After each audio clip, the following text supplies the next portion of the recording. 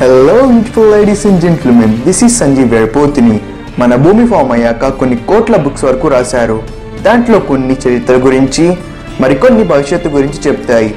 కానీ ఈరోజు నేను మీకు కొన్ని ఇంట్రెస్టింగ్ అండ్ మిస్టీరియస్ బుక్స్ తీసుకుని వచ్చేసాను.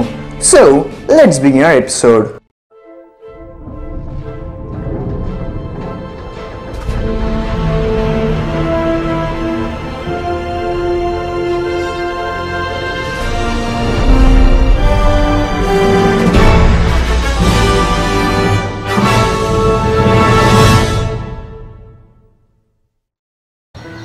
The book of సోయిగా.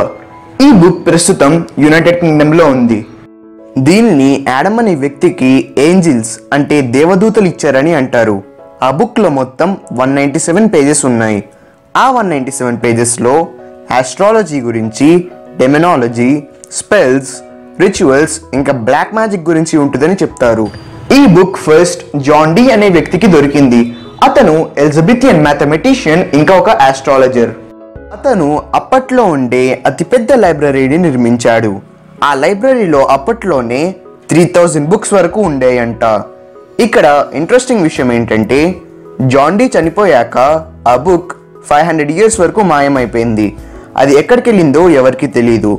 కానీ సడన్గా 500 ఇయర్స్ తర్వాత అది బ్రిటిష్ లైబ్రరీ ఇంకా బాడ్లేరియన్ లైబ్రరీలో కనపడింది.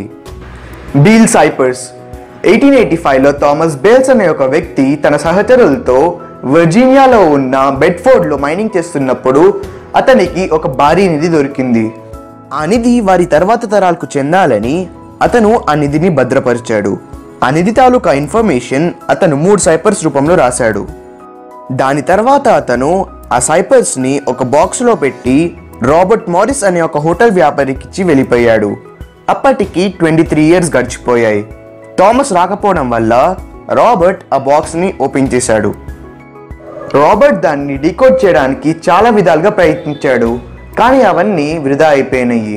తను చనిపోయే ముందు తన ఫ్రెండ్కి ఆ సైపర్స్ ఇచ్చి చనిపోయాడు. ఆ ఫ్రెండ్ 20 ఇయర్స్ వరకు కష్టపడి ఓన్లీ సెకండ్ పేపర్ మాత్రమే డీకోడ్ చేయగలిగాడు. దాని తర్వాత ఆ 2 పేపర్స్ని డీకోడ్ చేయడానికి చాలా విధాలుగా ప్రయత్నించాడు.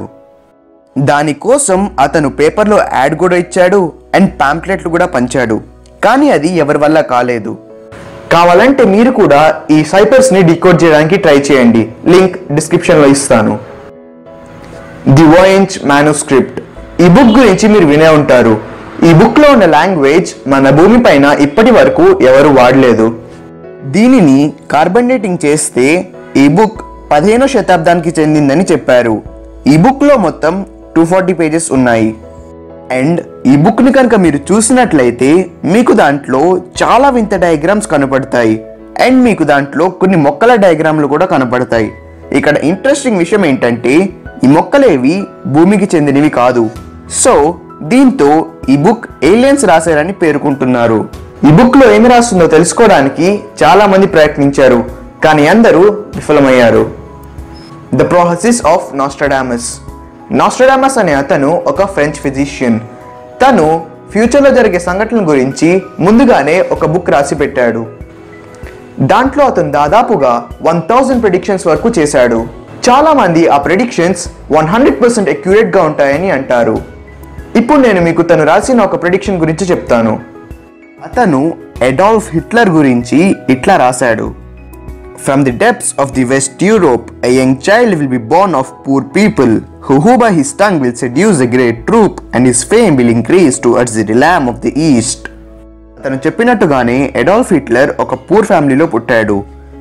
ఇట్లానే అతను చాలా ప్రెడిక్షన్స్ చేశాడు. ఫర్ ఎగ్జాంపుల్, హిరోషిమా ఇంకా నాగసాకిలో పడిన ఫస్ట్ న్యూక్లియర్ బాంబ్, సెప్టెంబర్ 11న వరల్డ్ ట్రేడ్ సెంటర్ పైన జరిగిన అటాక్ గురించి కూడా దాంట్లో రాశాడు. నేను నాస్ట్రాడామస్ ప్రెడిక్షన్స్ పైన ఒక వీడియో చేద్దామని అనుకుంటున్నాను. మీకు కనుక ఆ వీడియో కావాలంటే ఎస్ అని, వద్దనుకుంటే నో అని కమెంట్ చేయండి. The Rohonc codex. ఈ బుక్ ఎవరు రాశారో, ఎందుకు రాశారో, అసలు ఈ బుక్లో ఏముందో ఎవరికి తెలీదు. ఎందుకంటే ఈ బుక్ ఒక కోడ్ లాంగ్వేజ్లో రాసి ఉంది. 1850s నుంచి చాలామంది ఈ బుక్ని డీకోడ్ చేయడానికి ట్రై చేస్తున్నారు, కానీ ఎవరి వల్ల వీలవ్వట్లేదు. ఈ బుక్ హంగరీలో ఉన్న రోహాంగ్ అనే లైబ్రరీలో కనపడింది. అది అక్కడికి ఎట్లా వచ్చిందో ఎవరికి తెలియదు. ఆ బుక్లో ఉన్న లాంగ్వేజ్లో 200 డిఫరెంట్ ఆల్ఫాబెట్స్ ఉన్నాయి. So that's all for today guys. మీకు కనుక నచ్చినట్టయితే లైక్ చేయండి. అండ్ మీకు ఇలాంటి కొన్ని ఇంట్రెస్టింగ్ టాపిక్స్ ఇంకా తెలుసుకోవాలనుంటే నా ఛానల్ని సబ్స్క్రైబ్ చేయండి. Thank you.